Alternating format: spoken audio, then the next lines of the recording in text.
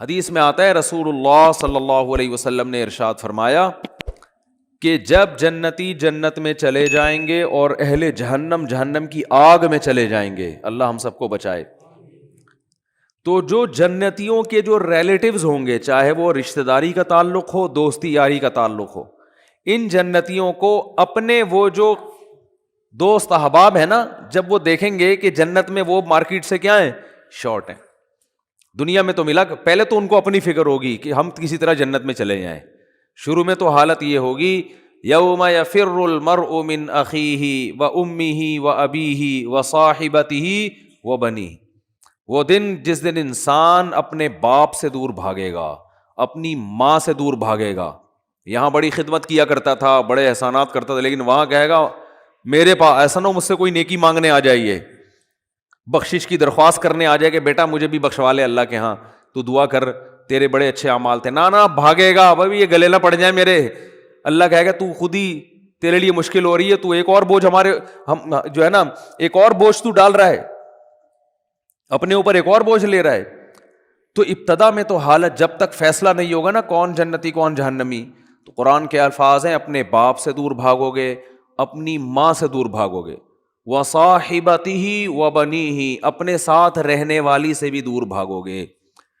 اللہ نے یہ نہیں کہا بیوی سے دور بھاگو گے، بیوی کے لیے زوجہ کا لفظ استعمال ہوتا ہے، یہ اصطلاح استعمال نہیں کی۔ دیکھو ابا کو اللہ نے ابا کہا، اماں کو اللہ نے اماں کہا، تو بیوی کو بیوی کہنا چاہیے نا۔ پوائنٹ کی بات بتا رہا ہوں، کئی دفعہ بتا چکا ہوں، اللہ نے یہاں بیوی کو بیوی نہیں کہا، کہا ساتھ رہنے والی، صاحبہ، صحبت سے ہے نا، ہمیشہ چپک کے رہنے والی۔ اس سے پتہ چلتا ہے کہ جب ایک دفعہ شادی ہو جاتی ہے نا، تو وہ بیوی پھلترو کی طرح ہمیشہ کے لیے چپک جاتی ہے، سے پتہ چل رہا ہے۔ یہ میں اس لیے کہہ رہا ہوں کہ پھر لوگ کہتے ہیں یار پھر جو ہے نا سفر پہ جاتے ہیں تو بیگم کو ساتھ نہیں لے کے جاتے، 2 سال جاب کے لیے باہر چلے جاتے ہیں، بیگم کو یہاں چھوڑ کے چلے جاتے ہیں، تو صاحبہ تو پھر نہ ہوئی نا، یہ پھلتر کی طرح چپکا ہوا تو وہاں کوئی اور ہے، تمہارا باس چپکا ہوا ہے تمہارے ساتھ، جہاں 2 سال تم جاب کر رہے ہو، دوست چپکے ہوئے ہیں۔ تو اس لیے جہاں بھی جاؤ اللہ نے صاحبہ کے لفظ میں بتا دیا۔ پھلترو پتہ ہے کسے کہتے ہیں؟ پھلترو ہیں وہ دھاگا چپک جاتا ہے نا بعض دفعہ، یہاں پہ سردیوں میں زیادہ چپکتا ہے، اب آپ یوں کرتے ہو تو پھر ہاتھ پہ چپک جاتا ہے، پھر آپ یوں کرتے ہو ادھر آ کے چپک جاتا ہے، پھر یوں کرتے ہو تو یار یہ پھلترو۔ تو یہ بالکل اسی طرح جب آپ کی شادی ہوئی تو بیگم پھلترو کی طرح چپک گئی، اب جہاں جہاں جاؤ گے وہاں وہاں وہ ساتھ۔ تو یہ شادی کرنے سے پہلے سوچ لیا کرو کہ اس کو اللہ نے لقب ہی یہی دیا ہے کہ اس کا وہ رہنے والی ہے ہمیشہ۔ ہاں وسائل اگر نہیں ہے تو ایک الگ بات ہے، ورنہ جہاں جاؤ بیگم ساتھ ہونی چاہیے۔ حج پہ جا رہے ہو بیگم کو لے کے جاؤ، عمرے پہ جا رہے ہو بیگم کو لے کے جاؤ، شریف لوگ اسی طرح کرتے ہیں۔ تو سفر پہ جا رہے ہو گھومنے پھرنے، بیگم کو لے کے جاؤ۔ خالی دوستوں کے ساتھ پروگرام نہیں بنایا کرو۔ اگر آپ شادی شدہ ہو صرف دوستوں کے ساتھ پروگرام بنا رہے ہو تو اس میں اس بات کا خطرہ موجود ہوتا ہے کہ آپ کے ارادے اچھے، میں بدگمان نہیں ہو رہا، بہت سے لوگ نیک شریف ہیں، آپ سارے شریف شرفا بیٹھے ہوئے ہیں، بیان سن رہے ہیں ماشاء اللہ سارے شریف شرفا، لیکن یہ کہ بھائی اس کو ساتھ لے کے جاؤ۔ اگر اللہ نے وسائل دیے، نہیں دیے تو ایک الگ بات ہے، چلو ہمیشہ نہیں لے کے جاتے، کبھی تو لے کے جاؤ نا۔ تو اور جہاں جاب کر رہے ہو وہاں اس کو ساتھ رکھو، سمجھتے ہو، وہاں ساتھ رکھو اس کو۔ تو اللہ نے فرمایا جس کے ساتھ ہمیشہ رہا کرتے تھے اس سے بھی آج دور بھاگو گے۔ بولو گے بھائی مفتی صاحب کا بیان دنیا کے لیے تھا، بیگم یہاں میرے قریب نہ، ٹھیک ہے نا، یہاں نہ، اللہ کا واسطہ بخش دے یہاں پہ۔ کیوں؟ نفسی نفسی، مجھے اپنی فکر ہے کہ میرا ہوگا کیا۔ وصاحبتہ وبنیہ، اپنے بیٹوں سے دور بھاگے گا، کیونکہ بیٹیاں تو بہرحال رخصت ہو کے چلی جاتی ہیں، بیٹے تو ہمیشہ اپنے ساتھ رہتے ہیں، ان سے دور بھاگے گا۔ ایک اور جگہ فرمایا وَأَخِيهِ، بھائی سے دور بھاگے گا، وَفَصِيلَتِهِ الَّتِي تُؤْوِيهِ، اور جس خاندان نے پوری زندگی اس کو ٹھکانہ دیا، اپنے گھر میں رکھا، باپ ماں اور پوری فیملی، اس خاندان سے مکر جائے گا، وہاں سے دور بھاگے گا۔ تو شروع میں تو یہ حالت ہوگی کہ میرا بنے گا کیا، بس یہ فکر، لیکن جب پتہ چل جائے گا بھائی تیرا اعمال نامہ دائیں ہاتھ میں دیا جا رہا ہے، جب اعمال نامہ دیا جائے گا نا، فَأَمَّا مَنْ أُوتِيَ كِتَابَهُ بِيَمِينِهِ، جس کے دائیں ہاتھ میں دیا جائے گا، بالکل ایسے کاؤنٹنگ ہوگی، بلکہ تولا جائے گا نیکیوں کو، ہم سمجھتے ہیں، دیکھو ملحد لوگ جو خدا کا انکار کرنے والے، مذہب کا انکار کرنے والے کہتے ہیں ہم پیدا ہو کے مر گئے، ختم، ان ہی الا حیاتنا الدنیا. قرآن نے ان کی الفاظ کو بھی ذکر کیا ہے کہ ہماری دنیا کی زندگی ہے، نموت و نحیا، ہم مرتے ہیں پیدا ہوتے ہیں، وما یہلکنا الا الدہر. اور یہ جو موت اور زندگی ہے خدا کے ارادے سے نہیں ہے، یہ زمانے کے تصرفات ہیں. زمانہ ہے جو مارتا بھی ہے. ایک آدمی ٹرک کے نیچے آ کے مر گیا تو اس لیے تھوڑی اللہ نے مارا ہے، تو ٹرک کے نیچے آیا ہے نا، تو جو بھی چیز ٹرک کے نیچے آئے گی وہ تو مرے گی. وہ یہ بات کرتے ہیں. بہت مشکل ہے بھائی دیکھو ایگزامینیشن ہال میں اگر آپ بیٹھے ہوئے ہو تو ٹائم ختم ہوتا ہے، آپ کو کمرے سے باہر نکالا جاتا ہے کیونکہ اب امتحان کا ٹائم کیا ہو گیا، ختم. ایک باقاعدہ ارادے کے تحت ایک کام ہوتا ہے نا، تو اس سے پتہ چلتا ہے یہ ایگزامینیشن ہال ہے، بعد میں رزلٹ اناؤنس ہوگا. لیکن آپ بیٹھے ہوئے ایک دم دھماکہ ہوا اور پوری ایگزامینیشن ہال کی دیواریں اڑ گئی اور آپ دھڑ دھڑ دھڑ جا کے باہر آ کے گرے، تو آپ کہو گے نکالا نہیں گیا، خود بخود نکلے ہم کسی ارادے کے تحت نکالا نہیں گیا ہے. یہ تو ویسے ایک اتفاق ہو گیا کہ دھماکہ ہو گیا، چھتی غائب ہو گئی تو ہم نکل گئے، خود ہی میدان ہی بن گیا. یہ تو ملحد یہی بات کرتا ہے کہ یار یہ کوئی ارادے کے تحت تھوڑی ہمیں دنیا میں نہ لایا جاتا ہے ارادے کے ساتھ اور نہ نکالا جاتا ہے. دنیا میں آنا بھی ایک اتفاقی حادثہ ہے، ایک سائنٹیفک حقیقت ہے، اور دنیا سے نکلنا بھی کیا ہے، ایک سائنٹیفک حقیقت ہے. کوئی جا رہا ہوتا ہے، ٹرک والا آیا کچل کے چلا گیا تو کوئی حساب کتاب نہیں، وہ ٹرک نے کچل دیا تو مر گئے، ختم، اور مر کے مٹی ہو گئے، ختم. اب اس مٹی میں پودے اگاؤ، آپ اس کو کھاد کے طور پہ استعمال کرو بس. تو یہ بات ہمیشہ سے ملحد لوگ کہا کرتے تھے، ان ہی الا حیاتنا الدنیا، یہ صرف ایک دنیا کی زندگی ہے، اس کے بعد کوئی زندگی دوبارہ نہیں ہے. نموت و نحیا، یہاں اتفاق سے پیدا ہو رہے ہیں اور اتفاق سے ختم ہو رہے ہیں. وما یہلکنا الا الدہر، زمانہ ہمیں مارتا ہے. کوئی کرنٹ سے مر گیا تو اللہ نے تھوڑی مارا ہے، وہ کہتے ہیں یہ تو کئی ایسی والوں کی غفلت ہے. اب بجلی کا تار نکلا ہوا ہے، اس نے انگلی لگا دی تو چپک گئے، اور جو ان کو بچانے کے لیے جاتا ہے تو وہ درمیان والا بچ جاتا ہے، بچانے والا کیا وہ سارا کرنٹ ادھر ٹرانسفر کر دیتا ہے، کہہ رہے پارسل کا خاص انتظام ہے نا. تو یہ زمانہ ہے، کوئی یہ تھوڑی ہو رہا ہے. تو بھائی یہ دیکھنے میں اتفاقی چیزیں ہیں ساری، مگر یہ ارادے کے تحت ہو رہی ہیں. اس پر تو میں بھی بیان نہیں کروں گا کیونکہ پھر میرا وہ سارا بیان ملحدوں کے خلاف ہو جاتا ہے جو ایتھیسٹ ہے نا، تو وہ پھر سارا ٹاپک پورا چینج ہو جائے گا.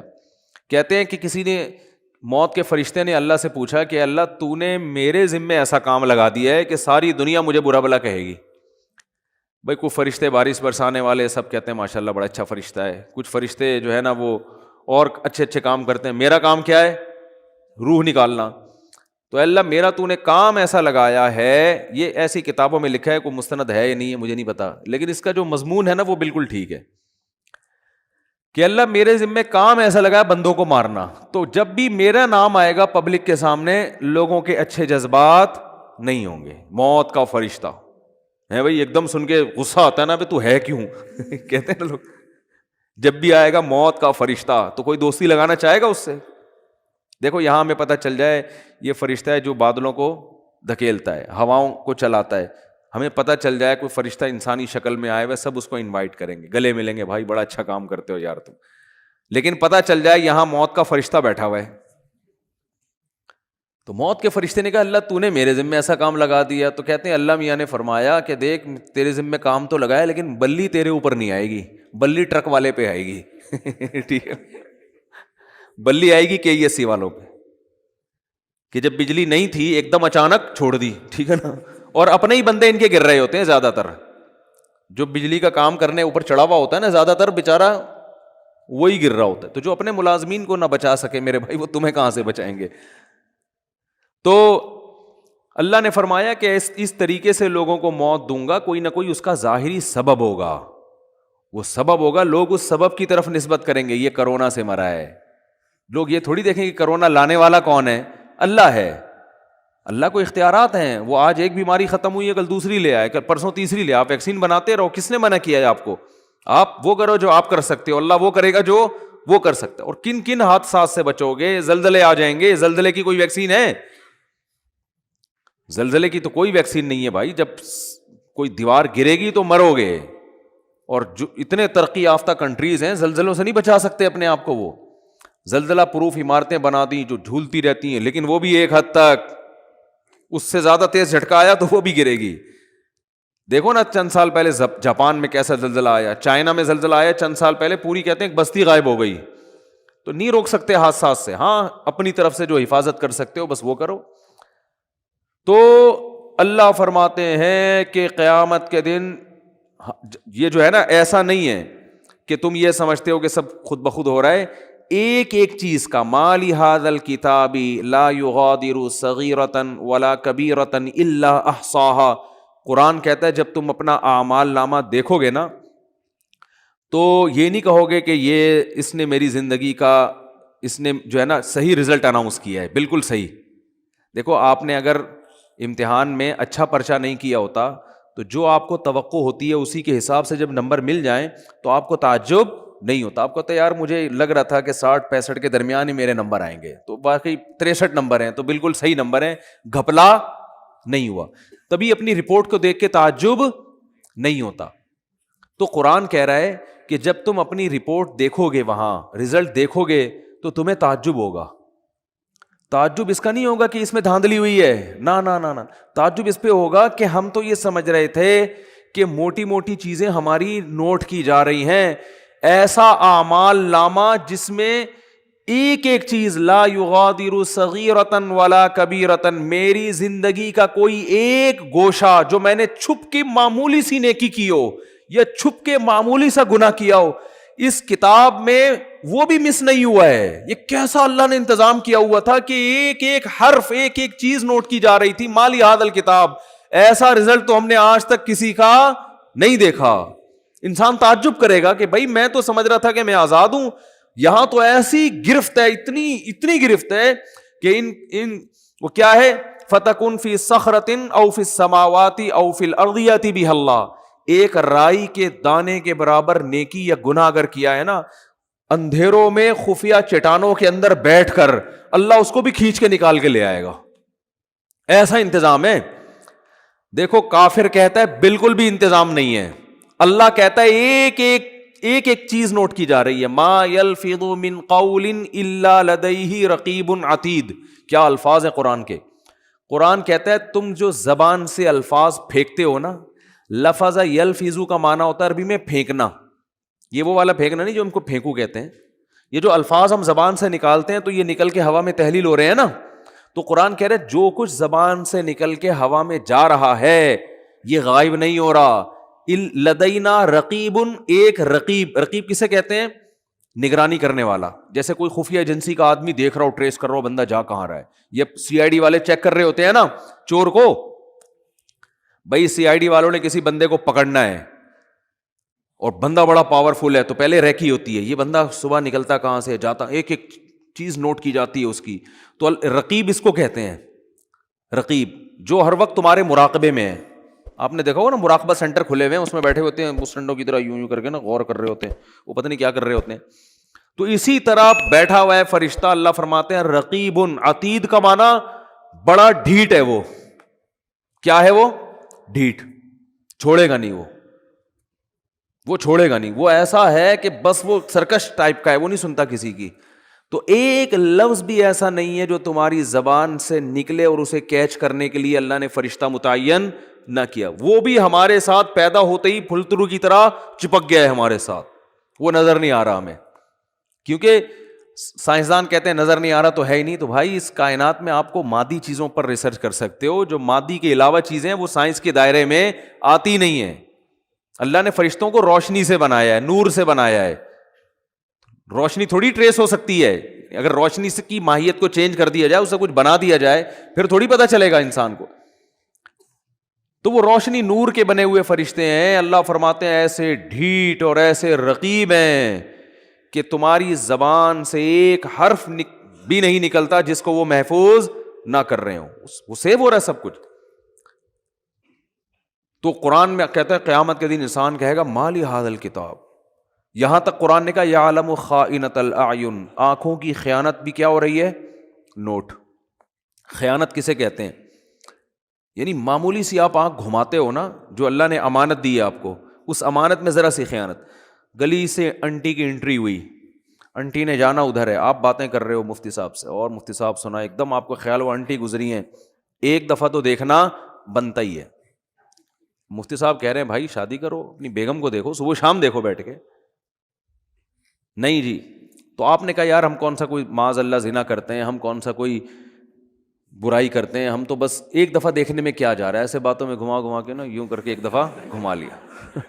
لوگ کرتے ہیں نا اس طریقے سے, یار اپنا بھی ضمیر مطمئن رہتا ہے اس طرح سے دیکھنے میں نا, اپنے آپ کو بھی لوگ مطمئن کر رہے ہوتے ہیں کہ ہم کو برے تھوڑی, ہم تو وہ اصل میں اچانک ایک شور سا ہوا تھا, ہم نے کہا چلو دیکھ لیں. حالانکہ پتہ ہے ایسے بھی میں نیک لوگوں کو جانتا ہوں, نوجوانوں کو, ینگ ہیں بالکل, ان کو پتہ چل جائے نا گلی سے کسی انٹی کی انٹری ہو رہی ہے, اندازہ ہو جائے, بس ان کی گردن جھک جاتی ہے. آپ کسی کا باپ بھی ان کی گردن نہیں اٹھوا سکتے. ان کو ان کی بلا سے بھائی, وہ کہہ رہے ہیں وہ اللہ نے اس کو ہمارے لیے بنایا ہی نہیں ہے. جب بنایا ہی نہیں ہے تو ایک چیز ہمارے لیے ہے ہی نہیں نا, تو جب ہے ہی نہیں تو آپ کیا کرنا ہے, اس کو دیکھ کے حسرت کے علاوہ کچھ بھی حاصل نہیں ہوگا. جو اللہ نے آپ کے لیے بنائی ہے وہ آپ کے گھر میں بیٹھی ہوئی ہے, تو جو نہیں بنائی ہے اس کو دیکھ رہے ہو آپ. تو یہ بد نظری ہے بھی, حماقت بھی ہے, یاد رکھو, اس لیے کہ اس میں دل کے جلنے کے علاوہ کچھ بھی حاصل نہیں ہوتا. اب مثال کے طور پر انٹی اگر بدصورت تھی, وہ آپ نے دیکھ لی, گناہ لازم آ گیا بلا وجہ کا. دیکھ کے ہی آپ بولو گے یار میں سمجھ رہا تھا دیکھنا چاہیے, تو غلط ہو. گناہ اللہ نے بولو لکھ لیا کہ جب تجھے پتا تھا انٹی ہے, تیرے دیکھنے کی چیز نہیں ہے, تیرے دیکھنے کی جو ہے تیرے گھر میں بیٹھی ہوئی ہے, بس اسی کو دیکھ جا کے, تو نظر کیوں نہیں جھکائی تم نے, گناہ لکھ لیا گیا. اور اگر دیکھ کے آپ کو اچھی لگی تو یہ تھوڑی کہ جو چیز آپ کو اچھی لگ رہی ہے آپ اس کے پیچھے پیچھے چلے جاؤ گھر تک, ملے گی تھوڑی, ایسے تھوڑی ملتی ہیں کس لوگوں کو انٹیاں, تو ملتی نہیں ہے, کچھ بھی نہیں ہوتا سوائے دل میں کیا پیدا ہوگی, ایک جلن, اور اپنی والی سے کے بارے میں ناشکری پیدا ہو جائے گی کہ یار یہ والی مل جاتی, وہ جو بیٹھی ہوئی ہے نا پھلترو کی طرح, جس کو مفتی صاحب نے کہا چپک گئی, واقعی پھلترو کی طرح ہی چپکی ہوئی ہے وہ, اس کو کسی طرح دائیں بائیں ہو جائے, وہ مر جائے, اللہ کرے. اس طرح ہوتا ہے نا. ایک صاحب میرے پاس آئے, مجھے کہنے لگے, ابھی چند دن پہلے کی بات ہے, ناراض نہیں ہوں گے اس لیے کہ آپ کو کیا پتا کن کی بات کر رہا ہوں. کہہ رہے ہیں وہ میرے ابا نے, میری والدہ کا انتقال ہو گیا تو انہوں نے دوسری شادی کی پھر, تو کہہ رہے ہیں ہم کو بھی خیال آیا کہ ہم نے بھی دوسری کی. تو ابا نے کہا ابے میری تو مر گئی تھی تو میں نے کی ہے, تو کیوں کر رہا ہے. تو کہتے ہیں میں نے کہا ابا میرا تو قصور نہیں ہے نا, وہ مر ہی نہیں رہی. مجھے اس طرح سنا رہے, ابا وہ آپ میرا تو قصور نہیں ہے نا. خیر یہ الفاظ ان کے غلط تھے, میں اپریشیٹ نہیں کرتا ان کو. بیگم کو یہ کہنا کہ مر کیوں نہیں رہی, یہ نہیں سوچنا چاہیے. لیکن ایک نارملی میں ایک بات کر رہا ہوں کہ جب آپ رنگ برنگی دنیا میں 10 قسم کی چیزیں دیکھو گے تو اپنی والی کے بارے میں احساس کمتری کا شکار ہوگے, اس سے محبت میں کمی آئے گی, محبت میں کمی آئے گی تو آپ کو خود ہی گھر کا سکون آپ کا برباد ہوگا. حکیم اختر صاحب رحمہ اللہ تعالیٰ بڑی پیاری بات فرمایا کرتے تھے کہ جو نظر کی حفاظت کرتا ہے اس کو پتا ہے بھائی لے دے کے میرے پاس تو میری بیوی کے علاوہ کوئی آپشن نہیں ہے, تو اس کی پھر وہ قدر کرتا ہے, اس کے دل میں اس کے لیے محبت کے جذبات پیدا ہوتے ہیں, محبت کرتا ہے پھر وہ اس سے.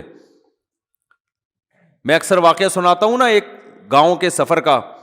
ہم ایک کوئٹہ کے چمن کے قریب ایک گاؤں ہے, وہاں ہم سفر کر کے آ رہے تھے. میں پہلے ہم لوگ دورے کرنے جاتے تھے نا, 2 مہینے کے دورے ہوتے تھے عربی گرامر کے, اس طرح کے ابھی بھی ہوتے ہیں. تو میری عمر میرا خیال 22-23 سال ہوگی اس وقت. تو ہم دورہ کرنے گیا ہوا تھا, ہمارے ایک استاذ بھی تھے, کلاس فیلو تھے, استاذ تو نہیں تھے, تو وہ بھی ہمارے ساتھ 2 مہینے. جب سفر سے ہم واپس آ رہے ہیں نا, ان کے پاس تھی یہ ریوو یا ویگو تو نہیں ہوا کرتی تھی, ویگو ٹائپ کی بڑی گاڑی تھی. ہم بیٹھے ہیں, وہ اسپیڈ سے بھاگے چلائے جا رہے. لڑکوں نے کہا کیا ہو گیا بھائی, ان کو ذرا تمیز سے چلا لو یار, اتنی اسپیڈ سے وہ بندہ گھر جا رہا ہے نا کہ ہم نے کہا یہ ہمیں کہیں اور نہ پہنچا دے.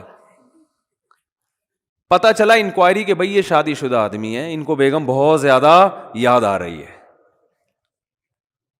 تو اب ان کی اسپیڈ کیا ہو گئی ہے, ڈبل. کے یار میں کیوں, نظر کی حفاظت. جب انسان نظر کی حفاظت کرتا ہے اور حرام نہیں دیکھتا تو اس کو اپنی بیگم پھر بہت زیادہ یاد آتی ہے, سمجھ رہے ہو نا. اور آج 2 سال, سب کی بات نہیں کر رہا بھائی, آپ کسی سے بدگمان نہ ہو, 2 سال کے بعد بھی گھر مرجھائے آ رہے ہوتے ہیں. جا رہے ہیں, اب کیا کریں, جانا تو ہے نا. نادرا میں تو وہی ڈالی ہوئی ہے نا, وہی والی بیوی ڈالی ہوئی ہے نادرا, رجسٹریشن تو اسی کی ہوئی ہوئی ہے, قانوناً تو وہی ہے, جا رہے ہیں اسپیڈ سلو ہوتی چلے جاتی. گھر کے باہر آئے گا, بیل تھوڑی دیر سوچنے کے بعد بجائے گا, بجاؤ نا, کیونکہ اندر سے وہی نکلے گی. آپ نے دفتروں میں اتنی دیکھ لی ہیں حسینائیں لیلائیں, اتنی عورتوں سے گپ شپ, فون پہ بات, اور کیا کچھ رنگینیاں دنیا میں دیکھ لی آپ نے. اب تو باہر جانے کی بھی ضرورت نہیں ہے نا, یہیں دفتروں میں رنگینیاں گورنمنٹ نے انتظام کیا ہوا ہے, بالکل کو ایجوکیشن سسٹم ہے, اور ٹیچر اتنی فیمیل لڑکیوں کو پڑھا رہے ہیں. جب وہ جوان کنواری لڑکیوں کو ٹیچر دیکھے گا, میل ٹیچر یونیورسٹیوں میں, تو اس کو اپنی 40 سالہ اچھی لگے گی؟ بتاؤ نا. وہ تو صبح شام اب 20 لڑکیاں بیٹھی ہوئی ہیں, 20 میں کوئی تو ایسی ہوگی نا جو بہت زیادہ اس کے من کو بھا جائے, صحیح ہے نا, بہت زیادہ بھا جائے, کوئی تو ہوگی نا. وہی ایک اس کے دل میں فاسد برے خیالات لانے کے لیے اور بیوی کی محبت نکالنے کے لیے وہ ایک بھی کافی. میں شریف آدمیوں کی بات کر رہا ہوں جو صرف یعنی کوئی دوستیاں نہیں لگاتے, اور اگر ان میں دوستیاں لگانے والے بھی ہو گئے, جو کہ زیادہ تر لوگ پھر تعلقات بھی رکھتے ہیں, دوستیاں لگانے والے بھی ہو گئے, پھر تو گھر کا بیڑا غرق ہو رہا ہے. یونیورسٹیوں میں گرل فرینڈ بوائے فرینڈ کا سسٹم آپ دیکھو, دوستیاں بھی لگا رہے ہیں, باتیں بھی کر رہے ہیں, وہ بھی ہنس کے باتیں, یہاں سے بھی ہنس کے باتیں. بیگم تھوڑی 24 گھنٹے اس طرح سے ہنس کے بات کرے گی بھائی, وہ اب تو ایک ریئل لائف میں آپ داخل ہو چکے ہیں نا. ریئل لائف تو ایسی تھوڑی ہوتی ہے ہر وقت یوں بیٹھ کے مسکرا کے, تھک گئے یار اب بیگم ادھر جا کے سو مجھے یہاں تو, ٹھیک ہے نا, ہر وقت تھوڑی ہوتی ہے. تو ریئل لائف میں نہیں ہوتا. لیکن وہ گرل فرینڈ ہے, اس کو آپ بیلنس ڈال کے دے رہے ہو, وہ آپ کی شاگرد ہے, آپ پروفیسر ہو, وہ آپ کی پرسنالٹی سے متاثر ہے, آپ اس کے حسن و جمال سے متاثر. تو ان چیزوں نے ہمارے گھروں کا سکون برباد. اور ان چیزوں پہ جب میں بات کرتا ہوں سب سے زیادہ مخالفت خواتین کرتی ہیں, حالانکہ آپ کے حقوق کی بات کر رہے ہیں. خواتین کہتی ہیں یہ مولوی لوگ چاہتے ہیں عورتوں کو پردوں میں جھونپڑیوں میں بند کر دیا جائے, ان پہ اتنے بڑے بڑے لفافے ڈال دیے جائیں, ان کے اوپر رضائیاں کمبل ڈال کے ان کو چھپا دیا جائے, تو ہم تو آزاد ہیں. تو ٹھیک ہے آپ آزاد ہو جاؤ, لیکن جب آپ کی شادی ہوگی نا تو پھر میاں بھی آزاد ہوگا. پھر میاں بھی کیا ہوگا؟ آزاد. پھر وہ آنکھ مٹکے کرے تو ٹینشن نہ لیا کرو, پھر بولو کہ بھائی ٹھیک ہے آنکھ مٹکا کرنا اس کا بھی رائٹ ہے, کیونکہ اتنی لڑکیاں جب وہ نیم برہنہ ہو کے آتی ہیں تو اس لیے تو آ کے آتی, مرد دیکھیں ان کو جب وہ آ رہی ہیں تو وہ تو دیکھ اس لیے تو آ رہی ہیں. اسلام نے کہا تھا بھائی اپنے آپ کو ڈھانپو, کور کرو اپنے آپ کو, کیونکہ اسلام چاہتا ہے کہ عورت کو اللہ نے مرد کے لیے بنایا, تو جس عورت کو بنایا ہے نا مرد اسی تک رہے محدود, دائیں بائیں جانے کی کوشش بولو نا نہیں کرے. تو میں نے وہ جو ہمارے دوست پٹھان تھے ایسی اسپیڈ سے وہ گاڑی چلا رہے تھے, تو اس وقت ہمیں اندازہ ہوا, ہم نے کہا دیکھو یار, ہم تو کنوارے تھے, چھڑے چھاٹ تھے اس وقت, تو ہمیں اندازہ ہوا دیکھو شادی شدہ, ہم تو اس وقت ہمیں کیا دنیا کا پتا تھا, ہم نے کہا دیکھو یار شادی شدہ آدمی اپنی بیوی سے کتنی محبت کرتا ہے, ان کی اسپیڈ دیکھو آپ. اچھا ہم تو گھر جا رہے تھے اپنے, ہم بھی جا رہے تھے, تو ہماری تو چونکہ شادی نہیں ہوئی تھی, ہماری اسپیڈ نارمل تھی, ٹھیک ہے نا, ہم نارمل اسپیڈ سے جا رہے تھے. اور اگر نہیں بھی جاتے تو بھی کوئی ٹینشن نہیں تھی, ہم کہتے چلو 2 مہینے کا ایک اور دورہ کرا لو یار, 2 مہینے ہو گئے, ایک اور 2 مہینے کا رک جاتے ہم. اب ہم سے بھی نہیں روکا جاتا, ہم سے بھی نہیں رکا جاتا. جب انسان کی شادی ہو جاتی ہے پھر اس کو گھر اچھا لگتا ہے, دل چاہتا ہے میں گھر میں زیادہ ٹائم گزاروں, سفر اس پہ مشکل ہو جاتی ہے اس کے لیے. لیکن اگر آپ عیاشی کرو گے میرے بھائی, آپ آنکھ مٹکوں میں زیادہ دل لگاؤ گے, تو پھر گھر آپ کو ٹینشن لگنے لگے گا. محبت ہوگی مگر اتنی نہیں جتنی ہونی چاہیے. تو اس میں خواتین ہی کا فائدہ ہے کہ مرد کو نظر جھکانے کا اور عورت کو اپنے آپ کو چھپانے کا حکم دیا. عورت کو حکم ہے اپنے آپ کو چھپائے, مرد کو حکم ہے اپنی نظروں کو جھکائے. تو اس میں عورت کا فائدہ ہے. اور اگر اس کے برعکس چلیں گے تو مردوں کا فائدہ ہے, دنیاوی عیاشی بڑھے گی, مرد کو رنگیاں رلیاں دیکھنے کو نظر آئیں گی, اس کی موج مستیاں ہیں, وہ نہ بیوی سے دل لگائے گا اور بار بھی 10 لڑکیوں سے تعلقات بدل کے دوستیاں لگائے گا. وہ ابھی کسی نے کلپ بھیجا, چھوڑو پھر وہ ادھر ہی بات چلی جائے گی. تو اللہ نے کیا فرمایا, یعلم خائنۃ الاعین, آنکھوں کی خیانت کو بھی وہ جانتا ہے, نوٹ کر رہا ہے. تو آپ نے ذرا سا نظر اٹھائے نا انٹی کو دیکھنے کے لیے, تو بس اللہ نے کیا کر لیا, فرشتوں کا اس کو نوٹ کر لو, یہ لکھو, یہ اس کا حساب بولو دینا پڑے گا کہ یہ آنکھیں اللہ نے دی تھیں, ان کو غلط استعمال کیوں کیا. ہاں اگر توبہ کر لیا آپ نے, اس لیے کہہ رہا ہوں کتنے لوگ پتہ نہیں کتنی انٹیاں دیکھ کے آئے ہوئے ہوں گے, اللہ معاف فرمائے, صحیح ہے نا. اب آپ کو یار وہ تو لکھ لیا, تو توبہ کا دروازہ بھی کھلا ہوا ہے. جیسے برائی لکھی جاتی ہے نیکی بھی لکھی جاتی ہے. آپ نے بیٹھے بیٹھے ارادہ کر لیا, یہیں بیٹھے بیٹھے اللہ اب ہو گیا, آئندہ نہیں کروں گا, جتنا پچھلا ہوا معاف کر دے, یہیں بیٹھے ہوئے آپ کے دل کے ان خیالات کو نوٹ کیا جا رہا ہے. تو میں وہ حدیث کمپلیٹ کر کے بس بیان ختم کرتا ہوں. تو رسول اللہ صلی اللہ علیہ وسلم نے ارشاد فرمایا کہ جب قیامت کے دن جنتی جنت میں اور اہل جہنم جہنم میں چلے جائیں گے, اس سے پہلے تو نفسا نفسی کا عالم ہوگا نا, بس میں کسی طرح چلا جاؤں. جب چلے گئے نا جنت میں تو اب سکون مل گیا, دائیں ہاتھ میں اعمال نامہ سرٹیفکیٹ آ گیا, تو فوراً اپنے رشتے داروں کی طرف بھاگے گا جن کو تھوڑی دیر پہلے کہہ رہا تھا میرے قریب مت آؤ. تو اللہ فرماتے ہیں جیسے ہی اعمال نامہ دائیں ہاتھ میں آئے گا, ہاں اقرؤوا کتابیا, ارے ابا کہاں ہیں, اماں کہاں ہیں, بیوی کہاں ہیں, بچے کہاں ہیں, میرا اعمال نامہ پڑھو, میرا اعمال نامہ دیکھو. دکھائے گا سب کو لا لا کے, انی ظننت انی ملاق حسابیا, مجھے یقین تھا کہ ایک دن میرا اعمال نامہ مجھے ملنے والا ہے, اسی یقین کی بیس پر تو میں عمل کرتا تھا, آج دیکھو اللہ نے میرا اعمال مجھے دکھا دیے. فہو فی عیشۃ راضیہ, اللہ فرماتے ہیں ایسی زندگی میں ہوگا کہ زندگی اس سے خوش ہوگی. یہ بھی قرآن کی عجیب بلاغت ہے. بھائی ہونا تو یہ چاہیے ایسی زندگی ہم اس کو دیں گے کہ یہ اپنی زندگی سے خوش ہوگا, لیکن قرآن کہہ رہے یہ نہیں, ایسی زندگی ہم اس کو دیں گے کہ زندگی اس سے خوش ہوگی. یہ بلاغت ہے, مبالغہ ہے.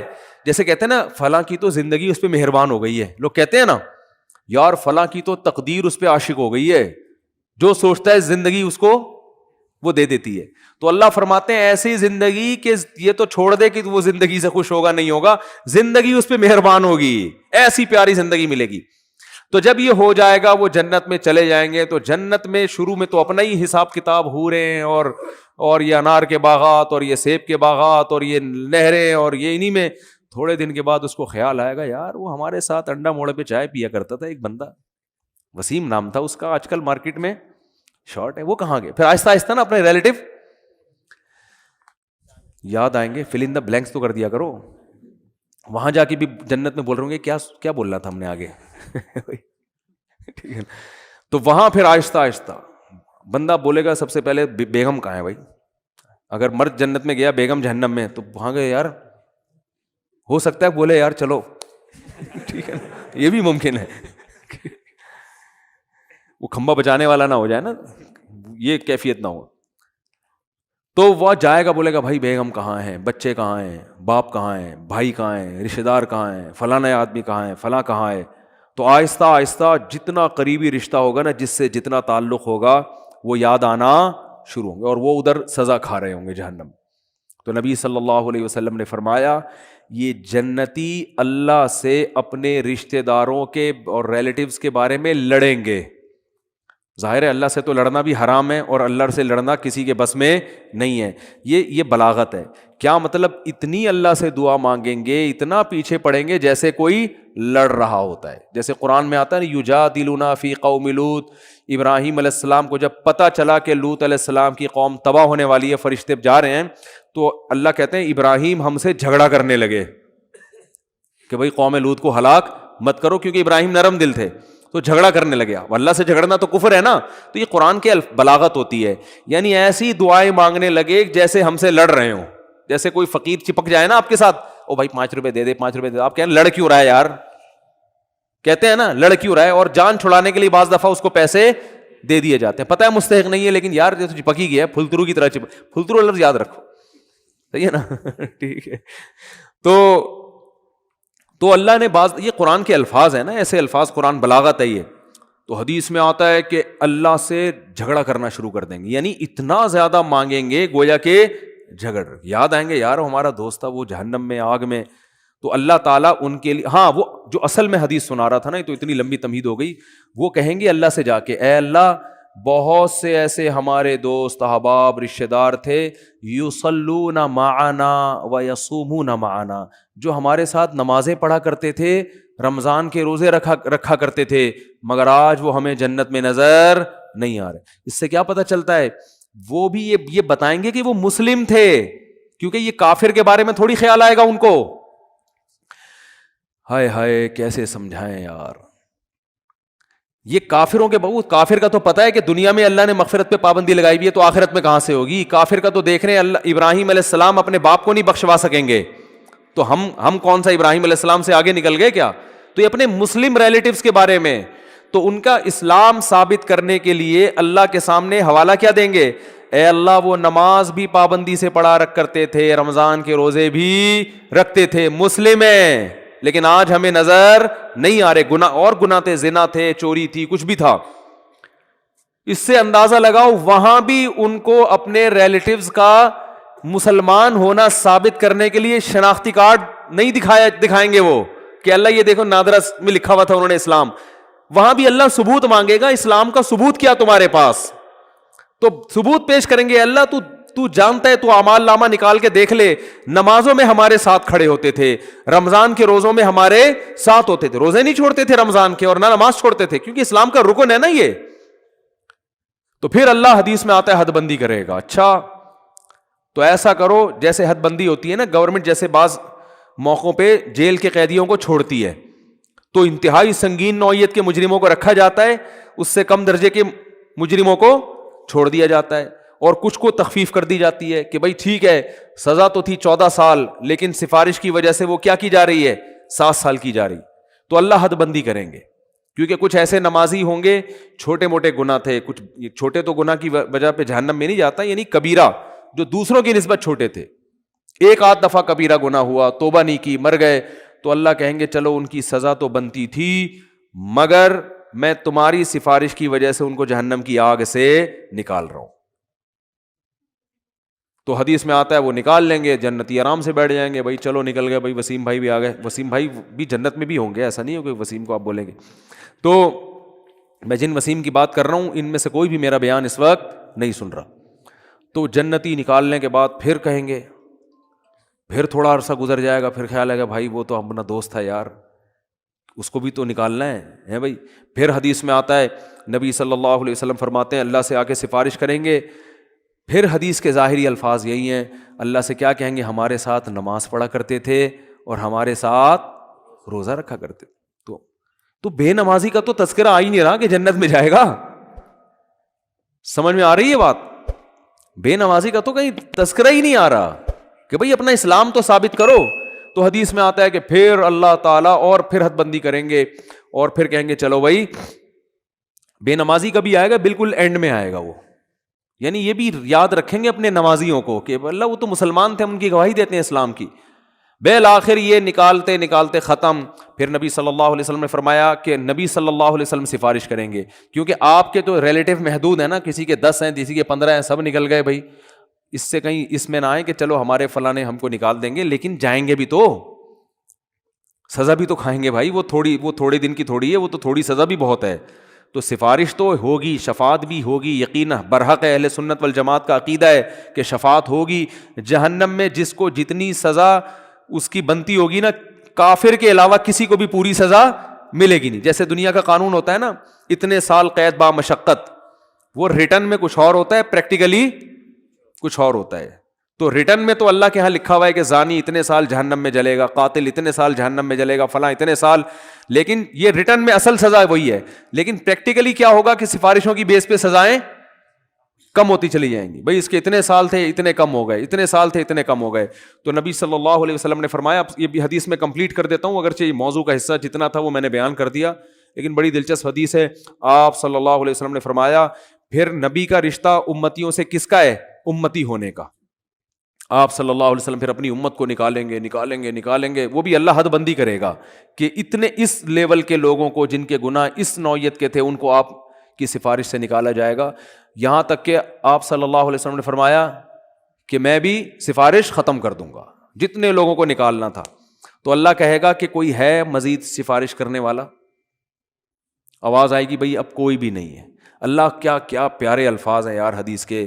اللہ فرمائیں گے هل يبقى الا الرحمن، جو رحمان ہے سب سے زیادہ رحم کرنے والا وہ تو ابھی باقی ہے۔ یعنی تمہیں اگر ترس آ رہا ہے، کوئی تمہارا ماموں ہے، کوئی تمہارا چاچا ہے، کوئی تمہارا باپ ہے، تم ان رشتوں کی بیس پر، اور نبی ترس کھا رہے ہیں کہ میری امت ہے، تو اللہ فرمائیں گے میں تو رحمان ہوں اور یہ میری مخلوق ہے، میں تو رحمان ہوں نا, تو رحمان کیسے چھوڑ دے گا؟ وہ نہیں کہ وہ اپنی مرضی سے نہیں نکالے گا.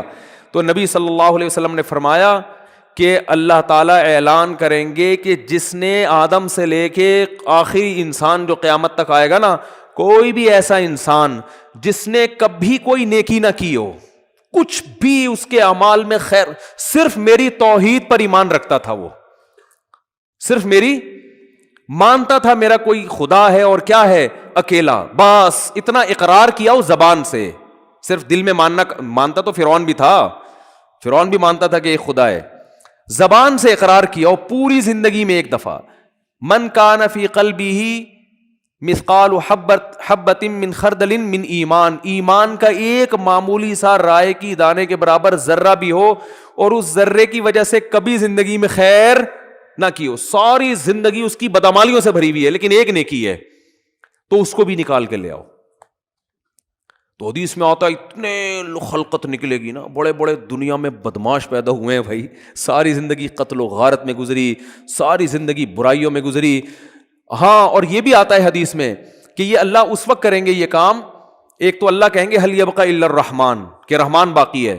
دوسرا اس وقت کی جو کافر ہے نا, وہ اہل ایمان کو تانا دے گا کہ یار ہم بھی برے تھے تم بھی برے, صحیح ہے نا, ہم غیر مسلم تھے اور تم اپنے آپ کو کیا کہتے تھے, تم ایک خدا کو مانتے تھے, تو تمہارے ایمان نے تمہیں کوئی فائدہ نہیں پہنچایا.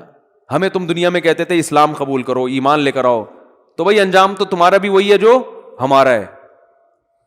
تو قرآن کے حدیث میں آتا ہے اللہ تعالیٰ اس وقت جس کے دل میں بھی رائی کے دانے کے برابر بھی ایمان ہوگا نا, اللہ کہے گا میں اپنے ماننے والوں کو نہ ماننے والوں کے ساتھ نہیں رکھ سکتا. یہ غیرت کا مسئلہ ہے. تبھی لوگ کہتے ہیں نا غیر مسلم اتنے نیک اچھے اعمال کر رہے ہوتے ہیں, وہ جہنم میں کیوں جائیں گے؟ او بھائی غیرت کا مسئلہ ہوتا ہے. آپ کی فرض کرو 2 بیویاں ہیں, ایک بہت خدمت گزار ہے لیکن وہ کہتی ہے کہ بھائی میں آپ کی بیوی بھی ہوں, اور وہ جو فلاں جو ہے نا سبکتگین, ایسا نام نہ لو کہ وسیم ستار کو غصہ آ جائے نا, بہت مشکل سا نام کوئی بتاؤ, سبکتگین بھی نام ہوتا ہے نا, کیونکہ یہ غیرت والا مثال ہے. سبکتگین نہیں بھائی, کچھ بھی بتا لو یار, ہیں ابے کوئی ایسا مشکل سا نام بتاؤ دنیا میں کسی کا ہوتا ہی نہیں ہے, ABCD, صحیح ہے نا. وہ آپ کی 2 بیویاں تھیں, ایک اکڑ والی, مانتی نہیں ہے بات کو, چائے کا بولو نہیں پکا کے لائے گی, آپ بولو بھائی کھانا پکاؤ نہیں پکائے گی, ہر وقت بس زبانی بد کلامی. لیکن جب اس سے پوچھا آپ کے میاں کون ہیں, بھائی یہ میرے میاں ہیں بس, ٹھیک ہے میں نہیں مانتی, ان کی ایک نہیں مانتی, لیکن ہے یہ میرے میاں, مجھے ماننا چاہیے ان کی, مجھے ان کا احترام کرنا چاہیے, لیکن مجھ سے ہوتا نہیں ہے, کچھ اوپر سے فالٹ چلا رہا ہے, ہمارے خاندانی مسئلہ ہے, یہ آپس کی بات ہے ہماری, لیکن ہے بھائی یہ میرا میاں, اس کے علاوہ میں کسی اور سے محبت نہیں کر سکتے. میاں والی جو محبت ہے وہ اسی سے ہوگی. دوسری بڑی فرما بردار ہے, او بھائی جب چائے کا بولا بٹن دباؤ چائے آ رہی ہے, ایئر ہوسٹس والے اخلاق رکھے ہوئے, اس نے ٹریننگ وہاں سے لی ہوئی ہے, اس کی والدہ نہیں سکھائے اس کو یہ آداب تمیز. لیکن وہ آفس میں بھی آپ کے کسی دوست سے بھی اس کے سلام دعا بہت اچھی ہنس ہنس کے بات کرتی ہے. آپ جب کہتے ہیں بیگم مجھے بڑی غیرت آتی ہے, تو کہتے ہیں کیا ہو گیا, براڈ مائنڈڈ بنو, اگر تم سے میں محبت کر سکتی ہوں تو میرا پرانا بوائے فرینڈ ہے وہ, مجھے اس سے بھی وہی عشق ہے جو تم سے, بلکہ اسے تھوڑا زیادہ ہے, اتفاق سے شادی تم سے ہو گئی میری, چاہتی تو میں تھی وہاں ہو, لیکن اب ہو گئی ہے, مجبوری میں گزارا کر رہی ہوں, نادرا میں سرٹیفکیٹ بن گیا, اب پھر دوبارہ سے 4-5 ہزار روپے کا خرچہ آئے گا, وہیں رہنے دو, کاغذ میں رہنے دو, لیکن ویسے مجھے محبت اس سے ہے. رکھو گے غیرت اگر ہوگی تو ہے. بولا کہ بھائی وہ جو ہے نا, جو ایک ذرا بھی خدمت نہیں کرتی, کم از کم مجھے اطمینان ہے کہ صرف کس کو مانتی ہے, شوہر مجھے مانتی, اور یہ تو اتنی وفادار ہے نا, تو وفادار تو میں گھر میں کوئی ماسی لا کے رکھ لوں گا, بٹن دباؤ اس سے زیادہ کام کرے گی. ماسیاں زیادہ کام کر لیتی ہیں نا. کیا ہو گیا بھائی, ماسی کو تو پوچھا لگانے کا بولو پوچھا لگائے گی, بیگم کو بولو پوچھا لگانے, تو کہے گی میں کیا پوچھا لگانے کے لیے آئی ہوئی یہاں پہ, اس لیے مجھ سے شادی کی تھی پوچھے لگوانے کے لیے. وہ تانا دے گی آخر, ماسی تھوڑی تانا دے گی. تو بیوی کی ڈیفینیشن میں سب سے پہلے یہ کہ وہ آپ کے علاوہ کسی اور کو شوہر نہ مانتی ہو, باقی محبت کرے کسی سے, ابا سے باپ والی, بھائیوں سے بھائی والی, لیکن جو شوہر سے جس طرح کی محبت کی جاتی ہے, عشق کیا جاتا ہے, وہ صرف میاں ہی ہے. تو جیسے میرے بھائی مرد اس معاملے میں شرکت برداشت نہیں کرتا, اگر غیرت ہوگی تو اللہ بھی کہتا ہے بھائی تم کتنے بڑے سائنسدان ہو, تم کتنے بڑے فنٹر ہو, تم نے ساری انسانیت کی خدمت کر کر کے ان کے پیٹ بھرے, اگر میرے ساتھ کسی اور کو بھی خدا مانتے ہو تو ان نیکیوں کا بدلہ پھر اسی سے جا کے لو. میں تو آج جو میرے اپنے تھے ان کو اپنے غیروں سے ممتاز اور جدا کروں گا، چاہے غیر کتنے بظاہر اچھے ہوں اور میرے اپنے کتنے نالائق کیوں نہ ہوں. اس لیے ایمان اور توحید سے بڑی کوئی نعمت نہیں ہے. مسلمان کتنا ہی گناہگار ہو، اس کائنات کو جو چلانے والا، بنانے والا، جنت جہنم پیدا کرنے والا، اس کو مانتا ہے کہ اللہ ہوں میں تیرا، بے شک نالائق ہوں، بے شک نافرمان ہوں. تبھی یاد رکھو اپنے ایمان پہ سمجھوتا نہ کرو. جو لوگ یورپ جاتے ہیں، امریکہ جاتے ہیں، میں ان سے خاص طور پہ کہتا ہوں یار تم اگر یاشی میں لگ بھی رہے ہو، خدا کے بندو اپنے آپ کو مسلم تو کہا کرو کم از کم. برائی کو برائی تو سمجھو، اللہ توبہ کی توفیق دے دے، میں غلط کر رہا ہوں، یہ اعتراف تو کرو اللہ کے سامنے. جیسے ایک نالائق باپ، نالائق اولاد اپنے باپ کے سامنے اعتراف تو کرتی ہے یار ہم ابا کے حقوق ادا نہیں کر سکے. کتنے لوگ ہیں والدین جب دنیا سے جاتے ہیں اولاد رو رہی ہوتی ہے یار ابا کی ہم خدمت نہیں کر سکے، یار اب کوئی تلافی ہو سکتی ہے. تو نالائق اولاد تھی نا، لیکن ابا کو ابا تو مانا نا اس نے. تو یاد رکھو جو اللہ کو اللہ ہی نہیں مانتا یا اللہ کے ساتھ شریک کرتا ہے، اس کے سارے اعمال قرآن کہتا ہے راکھ کے ڈھیر ہے. جیسے پھونک لگاؤ سارے اعمال اڑ گئے، پورا پہاڑ اڑ جائے گا نا پھونک، دیکھنے میں بہت ہے. اللہ فرماتے ہیں ایسا ہی ہوگا. تو نبی صلی اللہ علیہ وسلم نے فرمایا سب سے جو رائی کے دانے کے برابر بھی توحید کا قائل تھا نا، اس کو بھی اللہ نکال لے گا. تو اس لیے جہنم میں صرف وہی رہے گا جو مشرک ہے، جو کفر پہ مرا، جو قرآن کا، اللہ کے رسولوں کا انکار کرتا ہے. اس کے علاوہ جو بھی ایمان کی حالت میں جائے گا بالآخر ایک نہ ایک دن وہ نکلے گا.